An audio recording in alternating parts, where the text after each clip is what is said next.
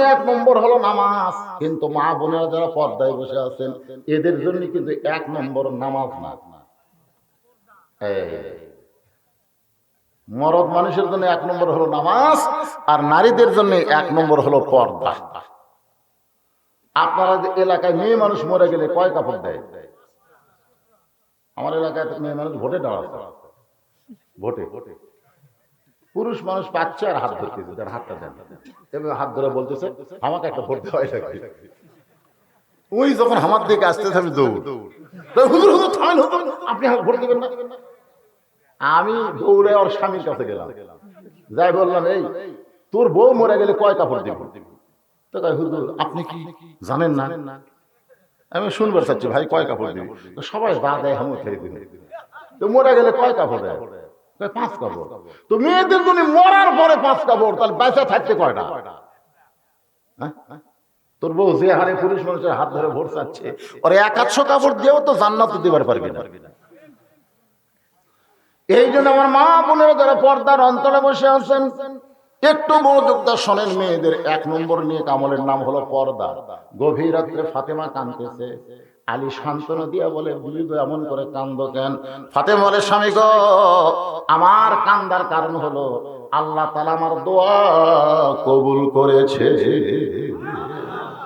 আলী বলতেছে এটা পাগলি নাকি? দোয়া যদি কবুল করে তাহলে কান্দো কেন? ফাতেমা বলে স্বামী গো কি দোয়া আল্লাহ কবুল করছে এইটাকে আপনি শুনবেন না? আলী বলতে তো ফাতেমা কি দোয়া করেছো যেইটা আল্লাহ কবুলের খবর দিল? ফাতেমা বললে স্বামী গো আল্লাহ তাআলা আমার পর্দাকে কবুল করেছে। সুবহানাল্লাহ। তো আলী বলতেছে তোমার পর্দাকে আল্লাহ কবুল করলো, তুমি কেমনে জানলে? বলে আল্লাহ তাআলা আমাকে পর্দার ভিতরে মৃত্যু দিবে। সুবহানাল্লাহ বলো। মৃত্যুর পরে পর্দা না, পর্দার ভিতরে আল্লাহ আমাকে মৃত্যু দিবে। আজকে বাংলাদেশে মৃত্যুর পরে পর্দা হচ্ছে কিন্তু পর্দার ভিতরে মৃত্যু হচ্ছে না। কথা কন না কেন? মৃত্যুর পরে পর্দা করে কাম হবে? ওই মাথার চুল আগেই বেঁচে খাচ্ছে, আগে মাথার চুল বেঁচে খাচ্ছে, আর মরার পরে ওর মাথার পরে কাপড় বাঁধতেছে, ওর নাম হলো মাথা বান্ধ। ফেরেশতা কয় মাথা বান্ধা লাভ নাই, চুল বেঁচে খাচ্ছে। ফেরওয়ালারা লাড়িয়ে লাড়িয়ে ওর চুল কিনেছে। ধরে কোন কথা ঠিক কিনা? 1 টাকার ওজনে চুল দিলে 60 টাকা, আমাকে বিক্রি করতে। তা আমি একজনকে বললাম কে রে ভাই 1 টাকার ওজনে যদি 60 টাকা হয়, এই চুল যদি 1 টাকার ওজনে না হয় তখন কি করে? তখন কয় ভাই একটু বসেন আমার চুলের ব্যবস্থা করতেছি। তখন মুড়া চিরুনি যেখানে সমানে চুল উঠলে মুখরা কয় দেখেন তো ভাই হলো কিনা? তখন লাড়ে তারা বলতেছে ভাবি আর একটু লাগবে, আপনার বইয়ের চুল একজন ফেরওয়ালা লাগতেছে, আর একটু লাগবে। আর মাথা বাঁধ করে কোনো লাভ হবে না, কারণ জীবিত অবস্থায় মাথার চুলকে হেফাজত করেনি, মরার পরে হেফাজত করে কোনো লাভ আছে? ফাতেমা বলে স্বামী গো আমি দোয়া করেছি আল্লাহ তাআলা পর্দার মধ্যে আমার মৃত্যু দিবে। আলী বলে ফাতেমা যে পর্দা মেনে চলেছে আল্লাহ তাকে পর্দার মধ্যেই মৃত্যু দিবে। এখানে আবার কান্নার কারণ কি? ফাতেমা বলে স্বামী গো কবে মৃত্যু হবে এইটাকে আপনি শুনবেন না? আলী বলে ফাতেমা মৃত্যুর খবর আল্লাহ ছাড়া দুনিয়ার কেউ বলতে পারে? এই কথাটা জোরে বলে, আল্লাহ ছাড়া কেউ বলতে পারে? আমাদের মধ্যে মনে হয় কিন্তু পারে। 5 তলার উপরে উঠে 1.5 লাখ টাকার খাট আর 12,000 টাকার কম্বল মাঘ মাসে ওরে তামানে দিয়ে 9টার সময় বলতেছে আমার বাড়ি আমার ঘর আমাক নামাই কে? 2 কান্দের ফেরেশতাকে আল্লাহ যে কথা কইল ওর কান্দর থেকে কি হইল? আল্লাহ কয় একটু ধৈর্য ধর, এই বিল্ডিং থেকে নামাতে মানুষ না পারলো কে পারবে? সামান্য একটা ভূমিকম্প, ইরাক আপনারা সিরিয়ার ভূমিকম্প তারপরে তুরস্কের ভূমিকম্প দেখেননি? কয় সেকেন্ড? 48 সেকেন্ড। সামান্য একটা ভূমিকম্প দিচ্ছে, ওই এত ফোর্সে নামছে কম্বলের মধ্যে লঙ্গি খুলে আছে, ওটাও পড়ার টাইম পাই। কান্দের ফেরেশতারা বলতেছে আল্লাহ নামাইলে তাই করে ন্যাংটা করে নামালা। আল্লাহ কয় যারা সহজে নামবার না চায় আল্লাহ নামাইলে তাদেরকে এইভাবেই নামায়। ধরে কোন কথা ঠিক কিনা? ক্ষমতার মালিক কে? একটু মনোযোগ দিয়ে শুনবেন। হযরত আলী বলতে ফাতেমা মৃত্যুর খবর আল্লাহ ছাড়া কেউ জানে না। ফাতেমা মুস্কি মুস্কি হাসি আর বলে স্বামী গো আপনি আমারে হাসাইলেন, আল্লাহ যদি জানায় তাহলে মানুষ জানতে পারে। আল্লাহ যদি জানায়।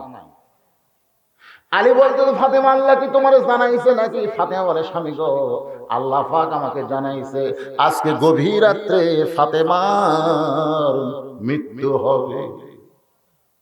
যেই বলছে আজকে গভীর রাত্রে ফাতেমার মৃত্যু হবে, গাছের গোড়া কাটলে গাছটা যেমন ঠাস করে পড়ে যায়, হযরত আলী তেমনি পড়ে গেলেন ঘরের মাঝায়। মা ফাতেমা মুচকি মুচকি হেসে স্বামীর মাথাখানা উড়াতে নিয়ে কপালে একটা চুমু দিয়ে বললেন, স্বামী গো, এমন করে আপনি কাঁদবেন না, কারণ আসলে যাইতে হবে। সবাই বলেন, আসলে যাওয়া লাগবে না? ঈসা আলাইহিস সালামকে আল্লাহ যখন চতুর্থ আসমানে নিয়ে গেলেন, বর্তমানে ঈসা নবী কোন জায়গাতে আছে? জোরে কোন জায়গায় আছে? খ্রিস্টানরা মনে করে ঈসাকে ওরা মারছে, আসলে ঈসা নবী কিন্তু মরে নাই। আল্লাহ রাখছে কোথায়? চতুর্থ আসমান। ঈসা বলতেছে, আল্লাহ দুনিয়াতে মানুষ মরার জন্যই যায়, তা আমার যে চতুর্থ আসমানে নিয়ে আসলেন, আমার কি মৃত্যু হবে না? আল্লাহ বলে, ঈসা তোমার মৃত্যু হবে। ঈসা বলতেছে, কোথায় মৃত্যু হবে? বলে, দুনিয়াতেই হবে। এখান থেকে আমরা একটা শিক্ষা পাইলাম, দুনিয়াতে মানুষ মরার জন্যই যায়, দুনিয়াতে কেউ বাঁচার জন্য আমরা নাই। যত মানুষ আজকে আমরা আলোচনা শুনতেছি সবাই মরবো, বলে কোন কথা ঠিক কি না? ফাতেমা বলে, স্বামী গো, এমন করে আপনি কাঁদবেন না, আসলে যাইতে হবে। ওগো স্বামী, আপনি হলেন জ্ঞানের সম্রাট, আপনি হলেন আসাদুল্লাহিল গালিব, আপনি হলেন একজন আল্লাহর সিংহ, আর আপনি হলেন জ্ঞানের সম্রাট। মরার খবর শুনে এমন করে যদি আপনি কাঁদেন, তাহলে মৃত্যুর পরে আমার তিনটা চাহিদা কে পূর্ণ করবে? আলী কান্দার বলে, ফাতেমা, দুনিয়ার জীবনে গরিব ছিলাম বলে তুমি কিছুই চাইলা না, মরার পরে তুমি কি চাইবা ফাতেমা? আপনার আমার জামাই ওয়াজ করে গেল, আপনারা বলেন তো হযরত আলী ধনী ছিল না গরিব ছিল? কেমন গরিব? একদিন গভীর রাত্রে হযরত আলী ঘুম থেকে চেতন পায় দেখে ফাতেমা নাই। ফাতেমা নাই, হাসান হোসেন ঘুম পাড়তেছে, কিন্তু মাও নাই। আলী সন্দেহ হয়ে গেল, এই গভীর রাত্রে ফাতেমা কোথায় গেল? হযরত আলী দরজায় এসে তাকায় দেখে কালো চাদর মাথায় দিয়া গভীর রাত্রে ফাতেমা খুব জোরে জোরে হাঁটতেছে। আলীর সন্দেহ হয়ে গেল, স্বামীর ঘুমায় রেখে আমার বউ কোথায় যায়? নিরাপদ দূরত্ব বজায় রেখে পিছনে পিছনে রওনা দিলেন। আল্লাহর নবী যেই ঘরে ঘুমাইতেছে ওই ঘরের জানলার পাশে ফাতেমা দাঁড়াইছে। হযরত আলীর সন্দেহ হয়ে গেল, হয়তো আমার বিরুদ্ধে গভীর রাত্রে কিছু বলার জন্য আইছে। দেখে ফাতেমা কি বলে আমি একটু শুনবো। ফাতেমা ডাক দিলেন, বাবা, দিনের বেলা আসতে পারিনি বাবা, কিন্তু রাতের অন্ধকারে আপনার জানলায় মেহেরবানি করে একটু ঘরের দরজা খুলে দেন। যেই মাত্র নবী ঘরের দরজা খুলে দেয়, হযরত আলী এক দৌড়ে জানলার কাছে গিয়া কানটা লাগায়, দেখি বাপ মেয়ের মধ্যে কি গল্প হয়। আল্লাহ রাসূল বলেন, ফাতেমা, তুই একা একা কেন ঘরে ঢুকলি মা? আমার আলীকেও ঘরের মধ্যে নিয়ে আয়। সাল্লাল্লাহু আলাইহি ওয়াসাল্লাম। আলী জানলার চুন করছে, কি রে আমি জানলার ধারে, এটা নবী কেমনে জানলো? আমাকে বাংলাদেশে একদল আলেম বলে নবী কিছুই জানে না। নবী কিছু জানে না, জানেন আল্লাহ নবীর যত সাহাবীরা, শোনেন, নবীর যত সাহাবীরা রাসূল প্রশ্ন করলেন, এটা কি তোমরা জানো? তখন সাহাবীরা কি বলছেন আপনারা বলেন তো, এই হাদিসগুলো পড়ে দেখবেন, সাহাবীরা প্রত্যেকটা কথাই বলেছে আল্লাহ এবং রাসূল ভালো জানে। কোনদিন কোন সাহাবীরা বলেনি আল্লাহই ভালো জানে, এই কথা কোনো বেয়াদব বলেনি। সাহাবীরা বলেছে শ্রেষ্ঠ ছাত্র যারা, তারাই বলেছে আল্লাহ এবং রাসূল ভালো জানে।